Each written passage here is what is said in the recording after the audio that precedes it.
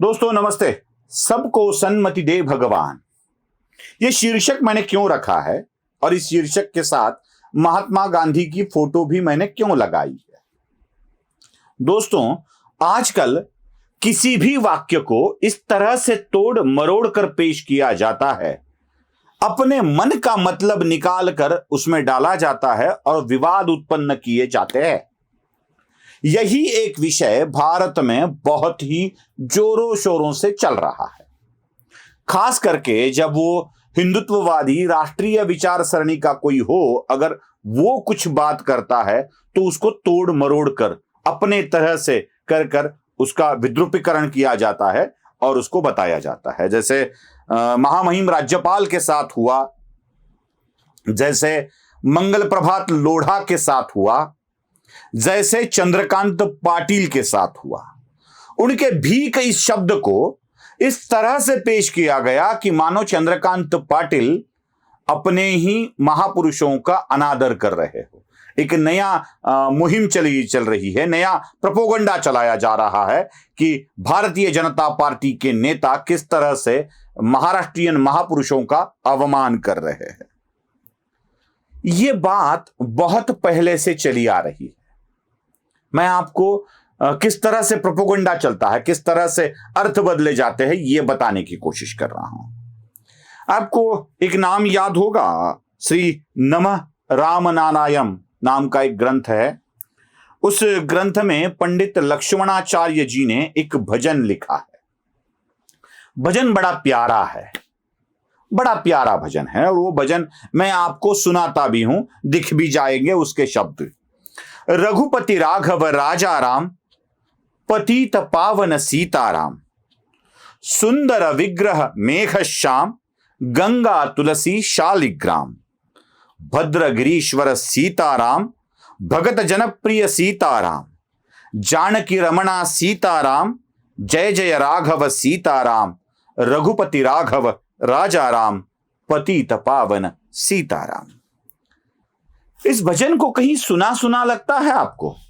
कहीं सिमिलैरिटी, कहीं कुछ तो मिलता जुलता? हाँ, बराबर है। मैं आपको सुनाता हूं वो सुना सुनाया भजन। रघुपति राघव राजा राम, पतित पावन सीताराम, ईश्वर अल्लाह तेरो नाम, सबको सन्मति दे भगवान। कहां है मूल भजन में? ना ईश्वर है, ना अल्लाह है, ना सबको सन्मति देने की भावना है। यही मूल भजन जो है लक्ष्मणाचार्य ने जो लिखा था, यह भजन आपको एक फिल्म में भी दिखेगा। 1948 में एक फिल्म बनी थी राम भक्त हनुमान, और उस राम भक्त हनुमान में यह भजन आपको देखा होगा आपने। जो पुरानी फिल्में देखते हैं उनको यह भजन समझ में आया होगा। 1948 में बनी फिल्म है ये, और इससे कई पूर्व में यह भजन लिखा है पंडित लक्ष्मणाचार्य ने। अब इस भजन के फिल्म में था इसलिए लोकप्रिय था, लोग भी इसको गाते थे उस वक्त। रघुपति राघव राजा राम, पतित पावन सीताराम, आज भी लोग गाते हैं। लेकिन इस भजन में बदलाव करके महात्मा गांधी ने लिख डाला, ईश्वर अल्लाह तेरो नाम, सबको सन्मति दे भगवान। और इसको इतना लोकप्रिय किया गया, इतना लोकप्रिय किया गया कि लक्ष्मणाचार्य का भजन ओरिजिनल है ये भी लोग भूल गए, ये भी लोग भूल गए। ये इस तरह से चला जाता है प्रोपोगंडा। मतलब हमारे पूर्वापार लिखे ग्रंथों में भी अल्लाह का नाम है और सबको सन्मति देने की भावना है। सन्मति देने की तो भावना आई है, पर ईश्वर अल्लाह तेरो नाम, सबको सन्मति दे भगवान, इस तरह से उसको लिखा जाता है। और एक वाक्य है, और एक वाक्य है, अहिंसा परमो धर्म। न जाने कितनी जगह इस वाक्य को लिखा जाता है, अहिंसा ही परम धर्म है।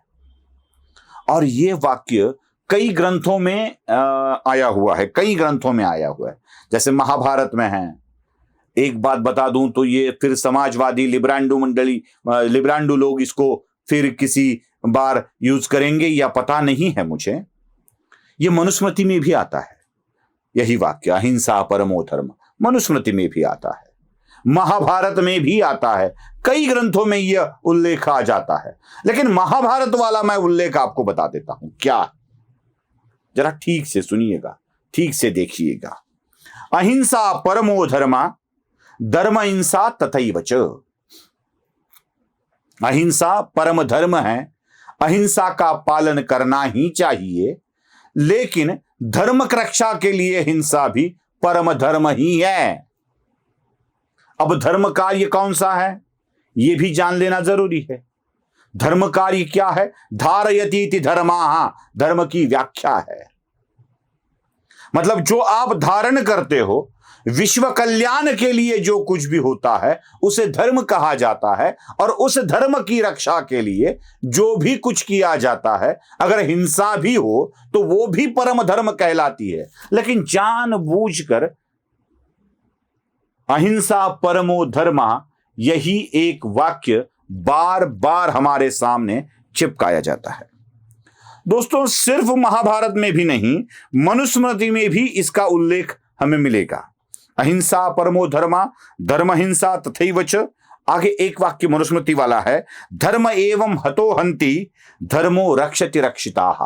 ये धर्मो रक्षति रक्षिताः, ये जो वाक्य है वो विश्व हिंदू परिषद के लोगों में आपको दिखेगा। इसका मतलब क्या होता है मालूम है आपको?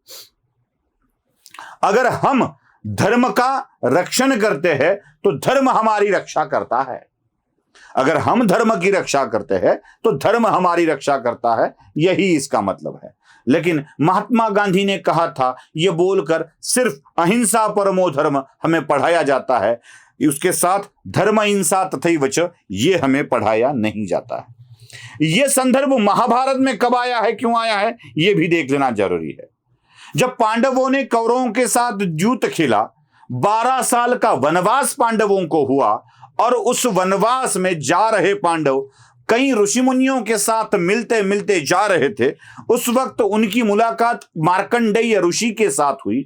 मार्कंडेय ऋषि के साथ जो वार्तालाप हुआ, उस वार्तालाप में कौशिकी ऋषि और धर्मनिष्ठ व्याध में जो संवाद होता है, उस संवाद में यह विधान आता है, अहिंसा परमो धर्मः, धर्म हिंसा तथैव च।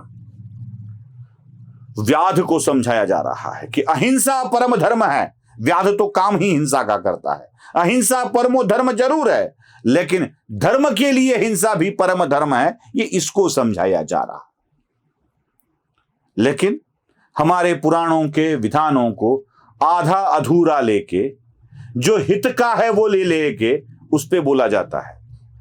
आपको याद है, सभी स्कूलों में कई जगह एक वाक्य दीवारों पर लिखा हुआ होता है, यत्र नार्यस्तु पूजन्ते रमन्ते तत्र देवता। जहां नारी की पूजा होती है वहां भगवान का वास होता है। ये सारे दीवारों पर, स्कूल के दीवारों पर हमने पढ़ा होगा, लिखा हुआ पढ़ा होगा। ये वाक्य कहां से आता है? ये वाक्य भी मनुस्मृति से आता है दोस्तों, मनुस्मृति में लिखा हुआ है। अब जिस मनुस्मृति में नारी के पूजन की भाषा होती है, वही मनुस्मृति क्यों नारी के खिलाफ होने की बात करेगी? क्यों नारी हित के खिलाफ बात करेगी? नहीं करेगी। लेकिन आधा अधूरा बताकर ही हमें बहकाया जाता है, जैसे भीख शब्द को लेकर बहकाया जा रहा है, जैसे शिवाजी महाराज के कई विषयों को लेकर बहकाया जा रहा है। अगर शिवाजी महाराज को शिवाजी कहना अपराध है तो वो शरद पवार ने किया है। अगर संभाजी महाराज को संभाजी कहना अपराध है तो उन्हीं के नाम पे चलने वाली संगठन संभाजी ब्रिगेड ने भी यही अपराध किया है। शिवाजी कौन होता, यह किताब निकालने वाले लेखक ने भी शिवाजी कौन होता ऐसे तू तड़ाक वाला शब्द लिखकर शिवाजी का अपमान किया है। लेकिन वहां नहीं दिखाई देता, यहां दिखाई देता है। यही एक बात है कि अपने हिस्से जो आए उसे फायदे का हो तो अपने लिए बता दो, या शत्रु का नुकसान हो रहा है तो उसके लिए बता दो। यही होती है लिब्रांडू नीति। नमस्ते।